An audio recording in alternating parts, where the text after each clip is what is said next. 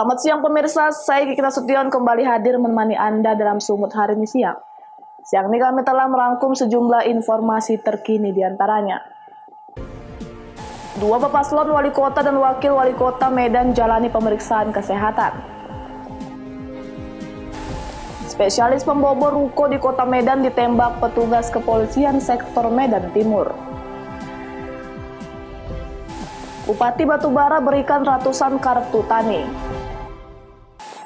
Selain cuplikan berita tadi, kami juga akan menghadirkan beragam informasi lainnya. Pemirsa, kita jelang Sumut hari ini siang selengkapnya.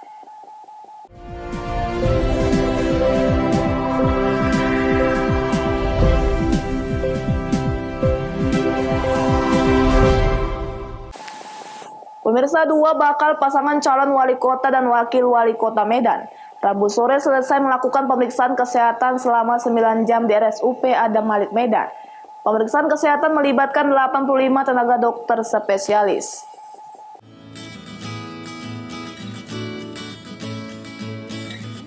Pemeriksaan kesehatan melibatkan 85 tenaga dokter spesialis untuk memeriksa kondisi jasmani masing-masing paslon yang akan bertarung pada Pilkada serentak Desember 2020. Terdapat 18 jenis pengecekan kesehatan, diantaranya termasuk kardiologi, pulmonologi, saraf, hingga THT. Sementara bagi paslon wanita, item pemeriksaan ditambah dengan pengecekan OB/GYN. Usai menjalani pemeriksaan kesehatan hingga kurang lebih 9 jam, dua paslon yang akan bertarung pada Pilkada Medan keluar ruang paviliun RSUD Adam Malik Medan. Bobi bersama Aulia mengaku mendapatkan surat keterangan telah selesai pemeriksaan kesehatan. Sudah selesai pemeriksaan, untuk hasil pemeriksaannya masih belum diinformasikan, mungkin langsung diinformasikan ke KPU mungkin ya, tidak ke paslon langsung.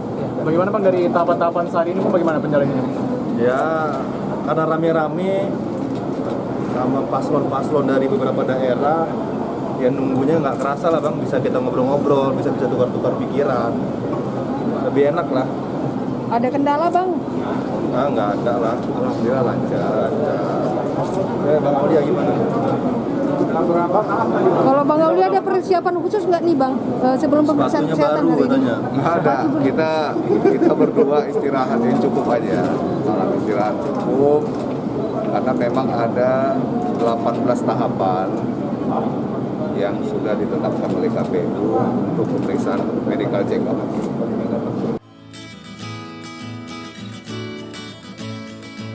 Sementara Akhyar Nasution Salman Al-Farisi keluar berselang beberapa menit setelah Bobi. Akhyar mengaku tidak memiliki persiapan khusus untuk cek kesehatan ini setelah awal Agustus lalu terinfeksi COVID-19.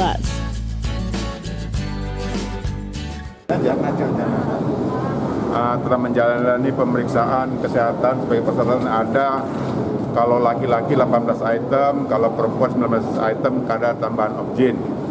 Semuanya kami jalani dari pagi sampai akhir tadi, dan semua pelayanan di Rumah Sakit Haji Adam Malik cukup baik, profesional, cepat, dan semua terlayani dengan baik. Bang ada persiapan khusus nggak Bang sebelum diperiksa selain puasa yang dianjurkan? Ya, persiapan fisik kita, dan syukur alhamdulillah tadi hasil pemeriksaan kami semuanya berjalan baik. Ada kendala apa Bang? Sampai saat ini tidak ada kendala, berjalan baik semuanya. Ada kardiologi, ada THT, ada gigi mulut, ada bedah digestif, penyakit dalam, ortopedi, kemudian ada psikologi juga. Kalau laki-laki 18 item.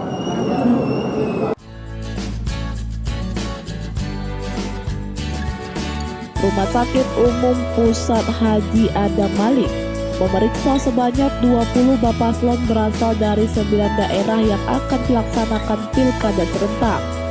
Pengecekan kesehatan terhadap 64 paslon dari 23 kabupaten kota rencananya berakhir pada Sabtu mendatang. Daniel Pekuali melaporkan untuk Evarina TV.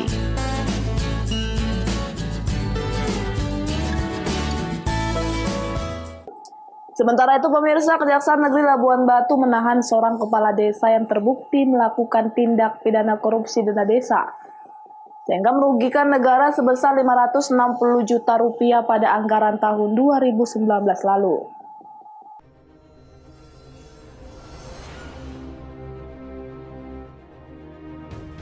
Setelah menjalani pemeriksaan kedua kalinya selama 3 jam sebagai saksi di ruang penyidik pidana khusus yang berada di lantai 2, Kejari Labuan Batu akhirnya menetapkan W 42 tahun yang merupakan kepala desa perkebunan Halimbe, Kecamatan Aik Natas, Labuan Batu Utara, Sumatera Utara, sebagai tersangka kasus korupsi dana desa sebesar 560 juta pada tahun anggaran 2019. Tak hanya itu, di hari yang sama Kejari Labuan Batu juga menetapkan Kepala Desa Bulung Gihit, Kecamatan Marbau, Labuan Batu Utara berinisial S sebagai tersangka diduga melakukan korupsi dana desa sejak tahun 2016 hingga 2019. Kepala Kejaksaan Negeri Labuan Batu Kumaidi menjelaskan, penahanan terhadap kedua tersangka nantinya akan dilakukan upaya tegas.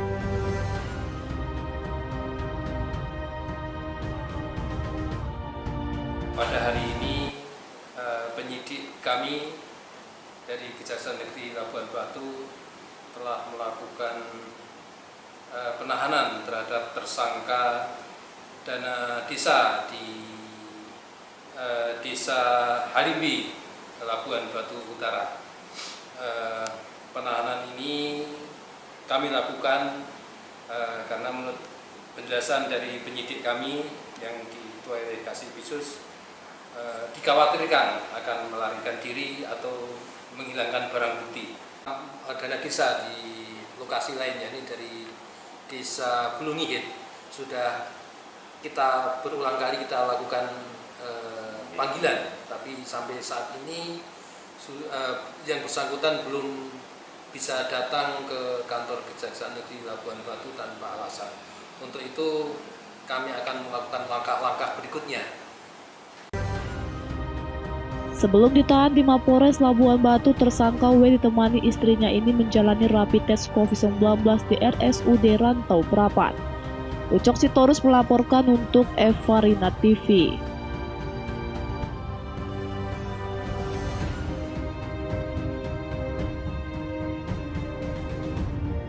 Pemirsa, MTQ Provinsi Sumatera Utara yang berlangsung di Kota Tebing Tinggi dalam sepekan ini dimeriahkan dengan ratusan stand bazar dan pameran. Akan tetapi, para pemilik stand tidak menyediakan tempat cuci tangan dan hand sanitizer. Bahkan pengunjung juga tidak menggunakan masker.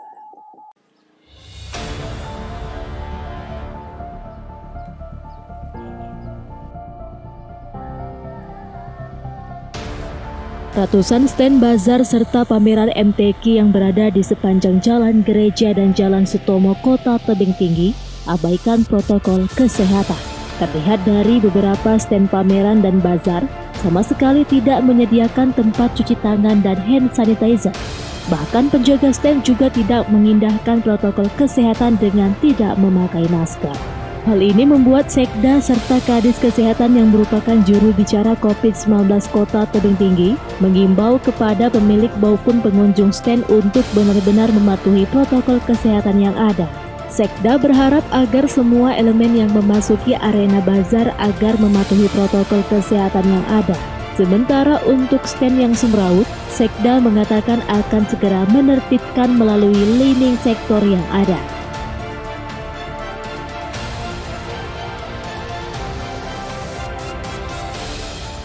Gimana penerapan protokol kesehatan di arena pameran dan bazar ini?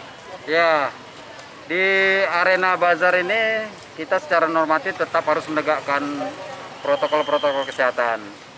Tapi ketika kita tadi berkunjung, masih kita temukan beberapa warga, bahkan juga ada yang menjaga stand. Walaupun dia memakai masker, tapi memakai masker yang tidak sesuai dengan aturan. Masker di bawah hidung, ada yang di dagu, itu yang kita himbau, agar masker itu tetap antara hidung sampai dengan dagu. Dan ini kita harapkan pada semua elemen yang terlibat untuk tetap menghimbau masyarakat maupun pedagang-pedagang untuk menjaga jarak, memakai masker, juga mencuci tangan. Artinya protokol kesehatan itu harus ditegakkan. Pemerintah juga berharap kegiatan MTQ tersebut tidak menjadi klaster penyebaran COVID-19. Alex Garingging melaporkan untuk Eva Rina TV.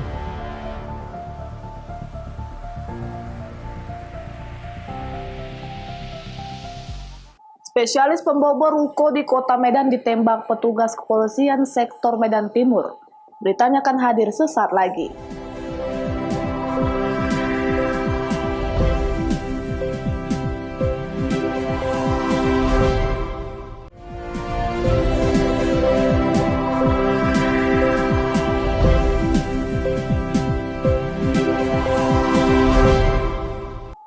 Terima kasih masih bersama kami. Pemirsa, gunakan tangga membobol toko, 2 pelaku spesialis bobol rumah ditangkap. Polisi terpaksa menembak kedua kaki pelaku yang berusaha melawan saat ditangkap.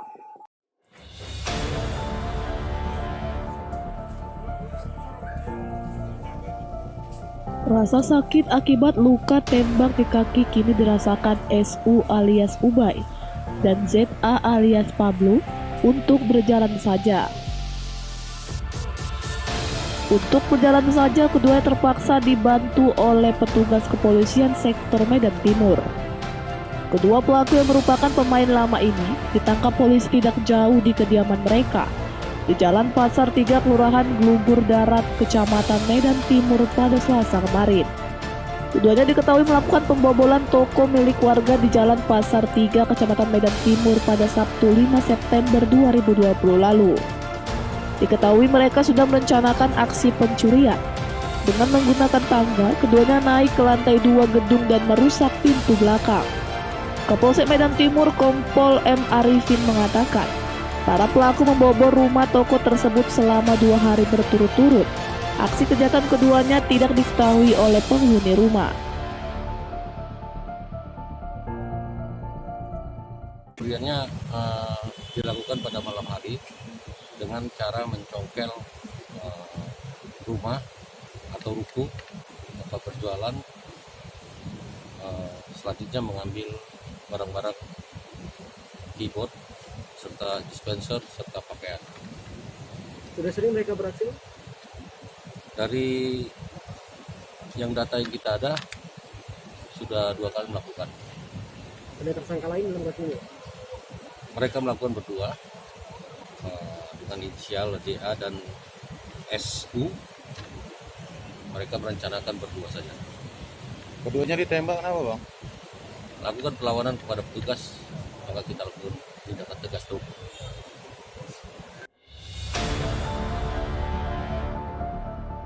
Sementara itu, hasil kejahatan para pelaku digunakan untuk biaya hidup keluarga dan membeli narkoba.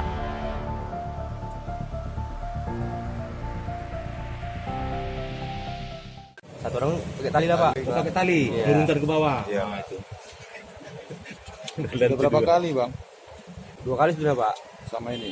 Sama kan kita kan ngambil Tanggal 28. ngambil ini sama keyboard. ya. Tanggal 5 kalian ngambil pakaian. Iya, Berapa banyak pakaiannya?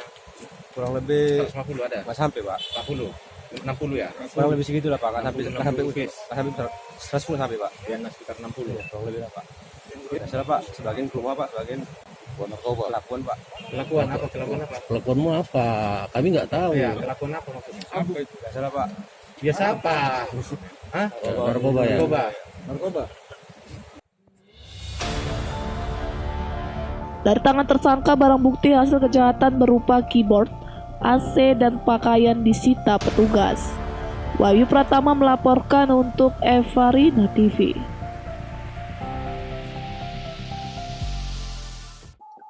Pemirsa, puluhan alsintan atau alat pertanian terlihat menumpuk di UPT Pertanian Langbo, Kecamatan Lagu Boti, Kabupaten Toba, Sumatera Utara. Alsintan milik Dinas Pertanian dan Peternakan Kabupaten Toba ini nyaris jadi rongsokan.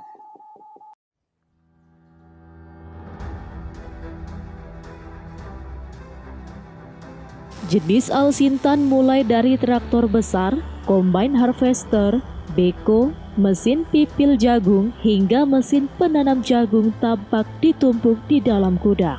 Sebagian besar dari alsintan tersebut sudah rusak dan tidak berfungsi.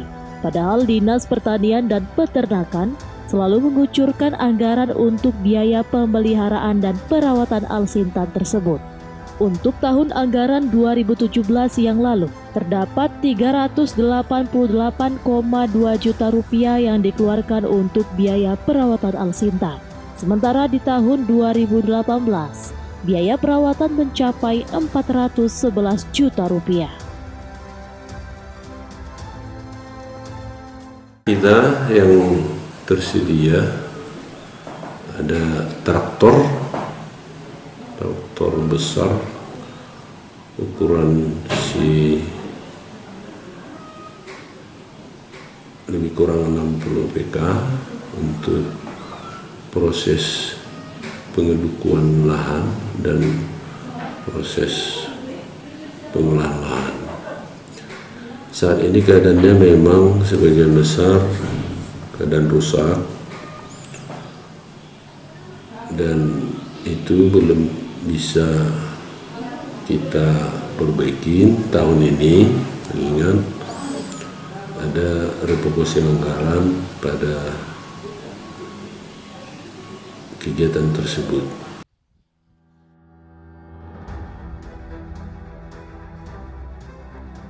Sementara di tahun 2020 ini, Jeffrey berdalih tidak dapat memperbaiki alsintan tersebut akibat refocusing anggaran.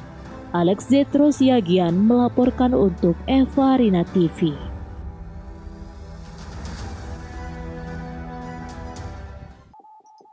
Kita beralih ke informasi lainnya. Pemirsa, Nurlaili warga Dusun Pisang, Desa Melati Pasar 2, Kecamatan Perbaungan, Kabupaten Serdang Bedagai, Sumatera Utara, membutuhkan uluran para dermawan untuk meringankan beban penyakit tumor hidung yang menimpanya setelah didiagnosa dokter. Penyakit tersebut sudah dialaminya sejak 1,5 tahun. Kondisi Nurlaili begitu memprihatinkan akibat penyakit tumor hidung yang dideritanya. Kondisi wajah Nurlaili mengalami pembengkakan. Selain penglihatan dan pendengaran, Nurlaili juga kesulitan untuk membuka mulut, sehingga ibu 3 anak ini mengalami kesulitan untuk makan. Menurut Khairullah, suami Nurlaili, sakit yang dialami istrinya ini mulai dirasakan sejak 1,5 tahun yang lalu, di mana Nurlaili awalnya mengalami sakit flu dan sering mengeluarkan darah dari hidung. Karena keterbatasan ekonomi yang dialami keluarganya, Nurlaili hanya menjalani pengobatan alternatif di kampung mereka. Pada bulan Agustus 2020, Nurlaili dibawa untuk menjalani perawatan di rumah sakit setelah dibantu oleh pihak desa dan puskesmas setempat untuk mengurus kartu BPJS Kesehatan, yang mana dibayarkan secara mandiri oleh suami Nurlaili.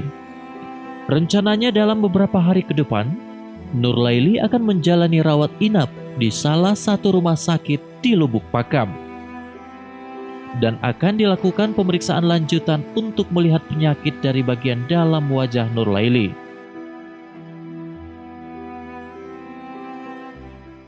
Dari awalnya 1,5 tahun, Pak. Itu penyebab awalnya apa, Pak? Yaitu dia berupa mimisan, sering keluar darah dari hidungnya. Sakit tumor di bagian wajah, Pak. Di hidung itu tadi tumor. Hasil labnya udah sebagian udah diketahui penyakitnya. Ini nanti hari Rabu, nanti Kamis besok dibawa lagi ke rumah sakit, mau di opname, anjuran dokter begitu, suruh opname dulu. Setelah itu nanti hari Jumat dilaksanakan yaitu pemeriksaan lagi untuk penyakit yang di dalamnya lagi. Kalau yang nampak dari hidung tadi, kata dokter ini tumor. Abdul Malik melaporkan untuk Eva Rina TV. Pemirsa, Sumut hari ini akan kembali dengan informasi menarik lainnya. Tetaplah bersama kami.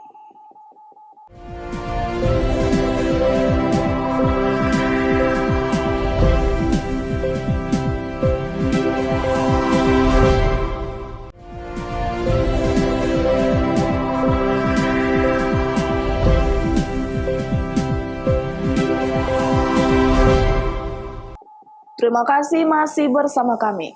Pemirsa, Bupati Batubara serahkan ratusan kartu tani kepada para petani. Penyerahan kartu tani ini disambut antusias warga.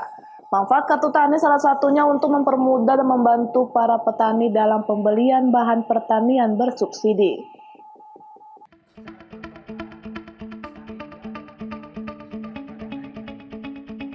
Sebanyak 3.600 kartu tani dibagikan di Kabupaten Batubara.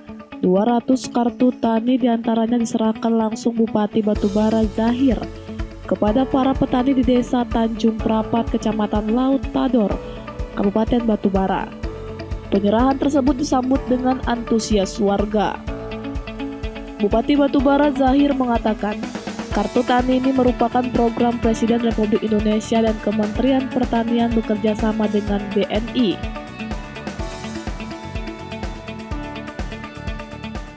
Alhamdulillah hari ini atas kerjasama Menteri Pertanian dengan BNI khusus di Kabupaten Batubara dengan Kepala Cabang Kuala Tanjung, BNI Kuala Tanjung menyerahkan kartu tani ya, kepada masyarakat Desa Tanjung Prapat ya, Kecamatan Laut Tador sebanyak 200 lebih ya, 270. Total semua kuotanya itu lebih kurang 3.600 untuk tahun ini, tapi tahun depan kita naikin karena ini berdasarkan data yang ada dalam RDKK.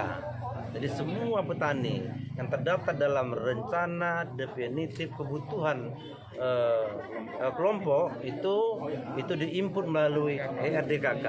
Nah ini akan diberikan kartu tani. Nah tapi salah satunya adalah bahwa nanti petani dalam menerima pupuk subsidi, bantuan saprodi subsidi pemerintah itu langsung memakai kartunya dibelanjakan ke toko yang ditunjuk. Jadi tidak lagi pakai uang cash kayak dulu.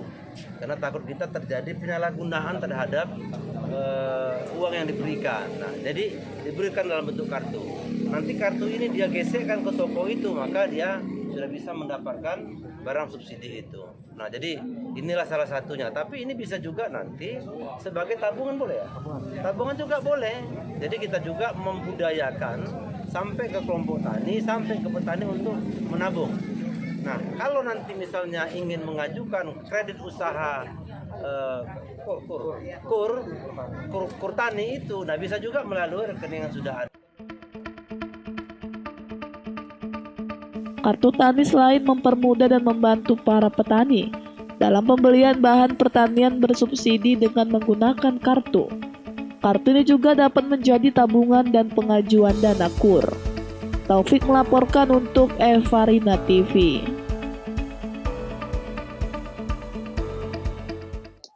Pemirsa, Desa Sigapiton sebagai desa penyangga pariwisata Danau Toba kian mempersiapkan diri guna menarik para wisatawan domestik maupun wisatawan mancanegara saat pengembangan kawasan pariwisata di Danau Toba siap dibuka.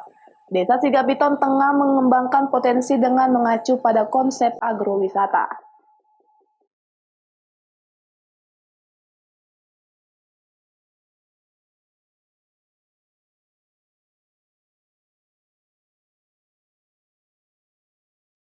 Setelah ditetapkannya Danau Toba sebagai UNESCO Global Geopark, Desa Sigapiton di Kecamatan Ajibata, Kabupaten Toba, Sumatera Utara, yang diproyeksikan menjadi desa percontohan untuk mendukung pariwisata Danau Toba, guna menarik wisatawan mancanegara, kini tengah bersiap menjadi desa agrowisata. Kepala Desa Sigapiton, Hisar Butar-Butar mengatakan, warga Sigapiton memanfaatkan area persawahan yang luas, bukit yang mengapit, dan dikelilingi Danau Toba untuk menjadikan agrowisata menjadi daya tarik utama. Di sisi lain, di masa pandemi COVID-19, agrowisata menjadi wisata pilihan utama bagi wisatawan. Banyak wisatawan yang merasa nyaman dan aman berlibur di alam terbuka saat pandemi. Jadi perlu di sini namanya wisata desa, yang jelasnya kan untuk pertanian itu termasuk wisata. Jadi nanti pengunjung yang datang ke Sigapiton ini bisa berwisata ke pertanian. Jadi kami besar harapan kami terutama dari pemerintah desa. Jadi akses ke pertanian itu biar dibagusin. Hisar menambahkan konsep agrowisata menjadi identitas warga Sigapiton guna menunjukkan kekayaan alam desa serta kehidupan sosial dan budaya warga yang menghargai dan bergantung dengan alam secara turun-temurun. Agrowisata diharapkan tidak hanya menarik para wisatawan domestik maupun mancanegara, namun juga dapat membantu mengembangkan perekonomian warga desa dalam pengelolaannya. Dari Kabupaten Toba, Sumatera Utara, Doni Aditra, Kantor Berita Antara mewartakan.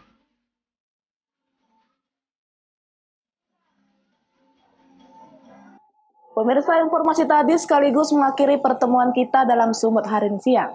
Saya Kiki Nasution mewakili kerabat kerja yang bertugas pamit undur diri dari hadapan Anda.